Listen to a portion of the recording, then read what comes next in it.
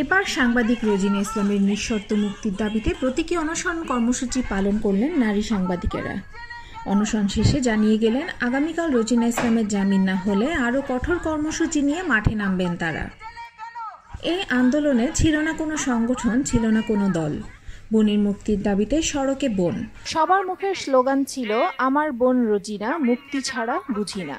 এতেই প্রমাণ হয় রোজিনা ইসলামকে কারাগারে নেওয়ার পর থেকে আন্দোলনে নেমেছে সাংবাদিকদের প্রায় সকল সংগঠন। উদ্বেগ প্রকাশ করেছে জাতিসংঘ থেকে শুরু করে অ্যামনেস্টি ইন্টারন্যাশনালের মতো সংস্থাগুলো। 4 দিনের মাথায় শনিবার রোজিনার জন্য নিজ নিজ উদ্যোগে সড়কে নামেন তার নারী সহকর্মীরা। আন্দোলনে আসা এসব নারী সাংবাদিকদের হাতে ছিল প্ল্যাকার্ড, কণ্ঠে স্লোগান। প্রথম আলোর সিনিয়র রিপোর্টার রোজিনা ইসলাম কিছু সংবাদ সংগ্রহের কাজে সচিবালয়ে গিয়ে তিনি হেনস্থা হয়েছেন এবং তাকে মিথ্যা একটি মামলায় জড়িয়ে অপরাধ তো তাদের যারা দুর্নীতিটা করছে, যারা দুর্নীতিকে প্রশ্রয় দিচ্ছে, যারা দুর্নীতি থেকে সুবিধাটা নিচ্ছে, তাদের বিরুদ্ধে ব্যবস্থা না নিয়ে আমাদেরকে অপরাধী করে অপরাধীদের বিরুদ্ধে অপরাধীদের পাশে দাঁড়াচ্ছে প্রশাসন। নারী সাংবাদিক কেন্দ্রের সভাপতি নাসিমন আরা হক মিনু ও বাংলাদেশ মহিলা পরিষদের পক্ষ থেকে কাজী সুফিয়া আক্তারও যোগ দেন কর্মসূচিতে। তাকে গ্রেফতার করা হয়েছে, এগুলো আপনারা সবাই জানেন, তবুও আজকে বিষয়টা তো আমাদের সবাইকে অত্যন্ত সরকার খুব ভালো জানে, কিন্তু আমি খুব বিস্মিত হয়েছি এটা ভেবে যে এত বিজ্ঞ লোক ওখানে থাকার পরে এই ধরনের কাণ্ড তারা কিভাবে ঘটালেন। রোজিনার কর্মস্থল প্রথম আলোর সাংবাদিক ও কর্মকর্তারাও এই দাবির সঙ্গে সংহতি জানিয়েছেন। উপস্থিত ছিলেন পত্রিকাটির সিনিয়র সাংবাদিক আনিসুল হক, সোহরাব হোসেন ও সাজ্জাদ শরীফ সহ অনেকে। যে বিষয়টি হয়েছে রোজিনাকে সামনে রেখে, রোজিনার এই ঘটনা সামনে রেখে সাংবাদিকদের মধ্যে যেটা সাজ্জাদ শরীফ বলেছেন যে ঐক্য হয়েছে, সেই ঐক্যটা ধরে রাখা, সামনে এগিয়ে চলা, একসঙ্গেই চলতে হবে আমাদের। আর দ্বিতীয় হচ্ছে যে এই মামলা আমরা প্রত্যাহার চাই।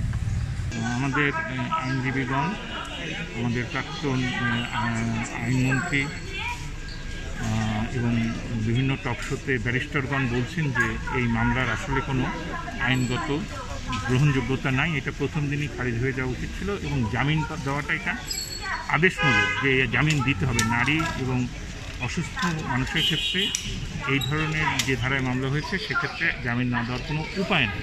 প্রিয় মানুষ, আমার প্রিয় নেতা বঙ্গবন্ধু শেখ মুজিবুর রহমান এরকম দুঃসময়ে কবিদের কবিতা স্মরণ করতেন।